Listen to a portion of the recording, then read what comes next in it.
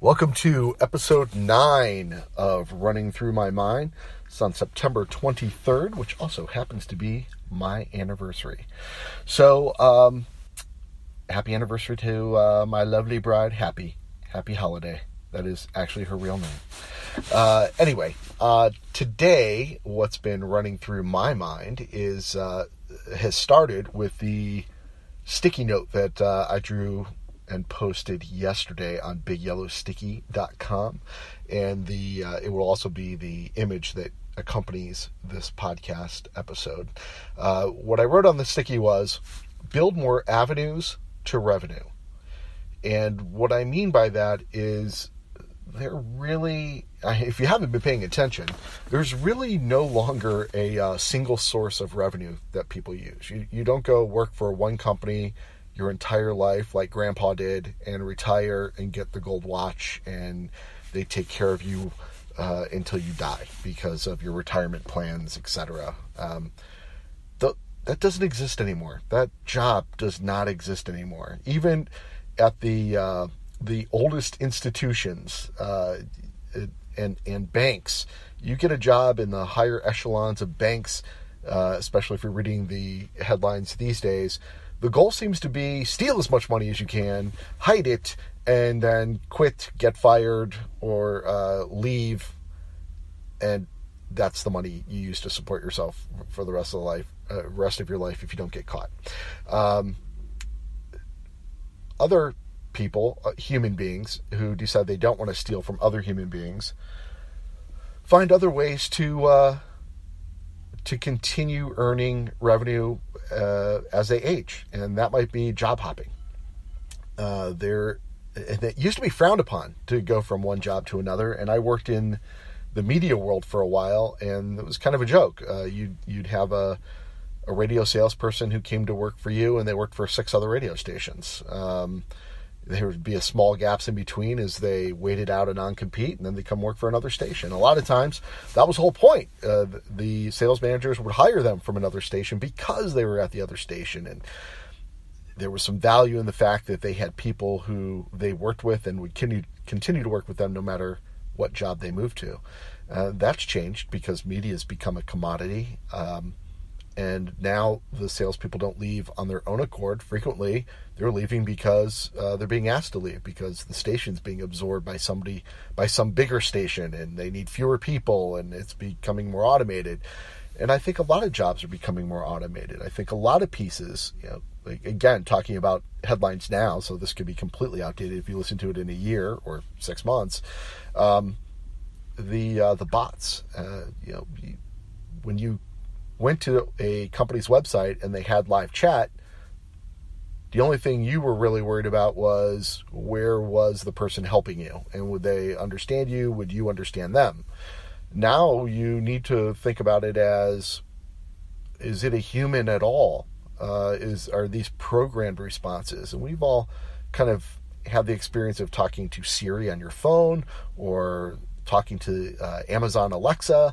They're getting pretty good with responses, and some people are programming in some pretty funny things. But there will be jobs that those bots replace. Maybe not immediately, maybe slowly. I think it's going to enhance customer service for a while, as long as you've got a human being overseeing those things and they're being programmed in a human manner, versus a commodity. What did you want to buy today? Versus how can I help you today? Kind of a thing. So let's discuss the avenues to revenue. You had the full-time job, and I think that that's still going to be there. I think companies are still going to need people to help them with things on an ongoing basis. Your time with that company may change. They may not need you for 20 years. They may need you for 2. It may be project-based. I think it will be project-based. I think it's already kind of project-based.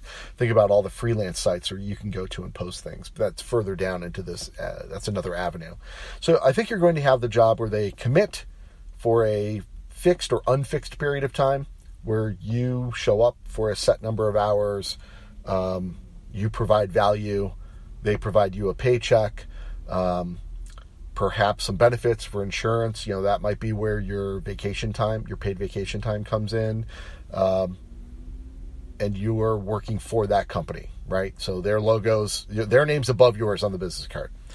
Then I think you have your company, your consulting group, that it's the reason those places want to hire you full time, because you earned a reputation for, in my case, being creative and coming up with creative marketing ideas.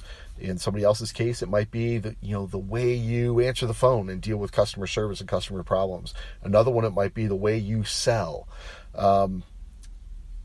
It could be the way you repair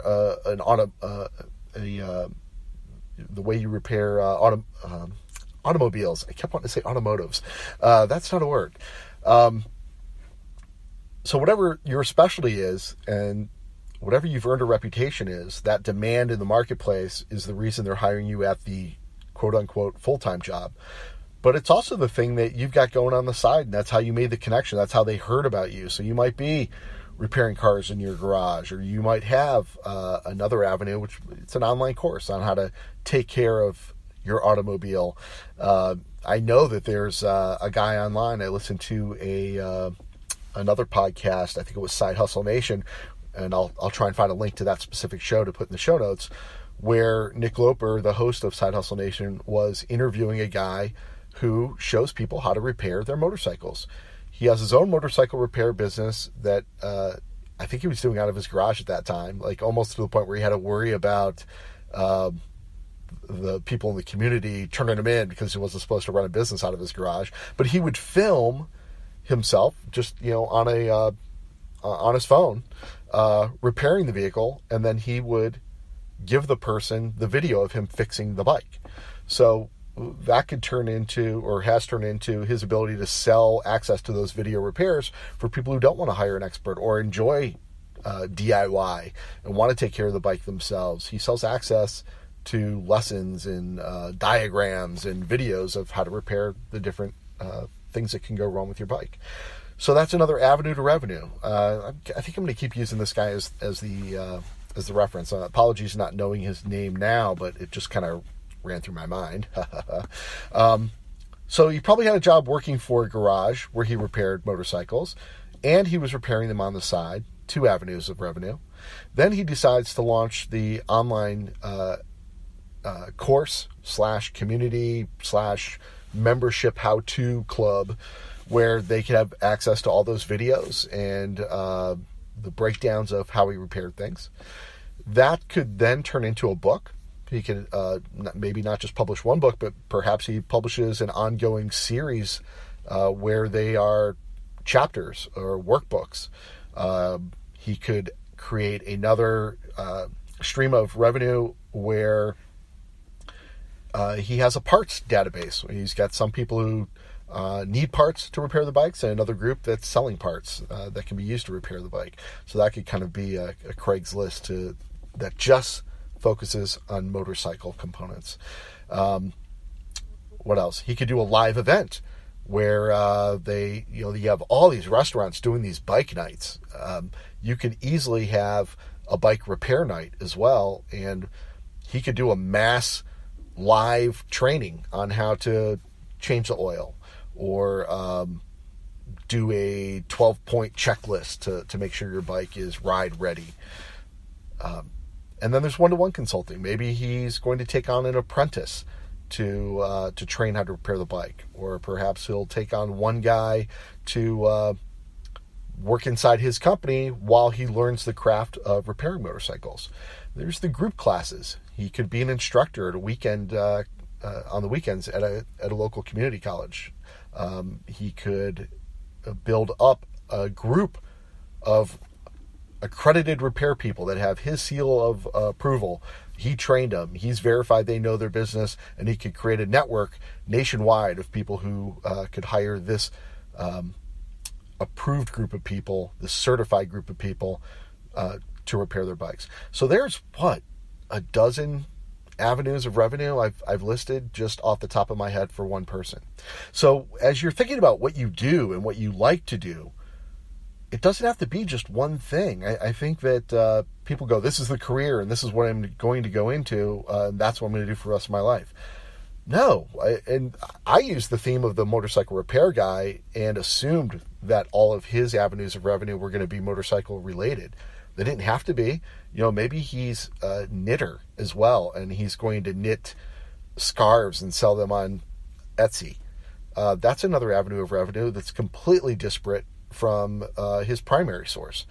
You could have a dozen different avenues of revenue that all lead back to you. It's all money coming back to you. Different price levels, different pay structures.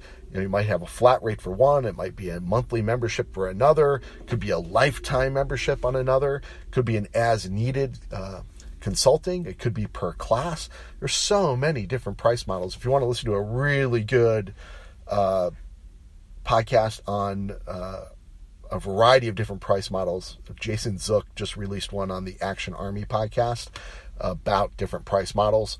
I will link that up in the show notes because he uses a lot of the examples for the things he sells, like his bump sale, where he talks about things going up incrementally each time somebody buys something, or a flat rate for a course, or lifetime access to software versus paying a monthly fee for access to that software. And then he's the one that has created this whole Buy My Future thing where you just pay him one flat rate and you own everything he's ever created, never will create, which is a completely different story, just an outrageous price model. But talk about building an avenue to revenue. He's got that open back up right now. I think he's charging $1,500 this year. He charged $1,000 last year, but that's not the people who paid $1,000. They're in it for life. The people who paid $1,500 this year, they're in it for life. They're not going to have to worry about him coming back next year and asking for more money. So I'll link that up in the show notes as well. I've been talking about that in the last couple episodes, I think, because it's only open for a limited time. So you can go to dontheideaguy.com/BMF, as in Buy My Future. And that'll give you details on what Jason's got going on right now. But everything else, I will link up in the show notes. Think about how you can take what you do or love to do or want to do and break it down into multiple avenues of revenue, and just start walking down those streets. See if you can go part way down one street and get it going. Take a turn down another avenue and get that thing going, and just put them out there. Some will hit it big, huge, bigger than you expected, and others you'll find out they're dead ends. But you got to experiment and see what's going on. And there's no deadline on this. Just have fun and create. That's all that's running through my mind today on September 23rd.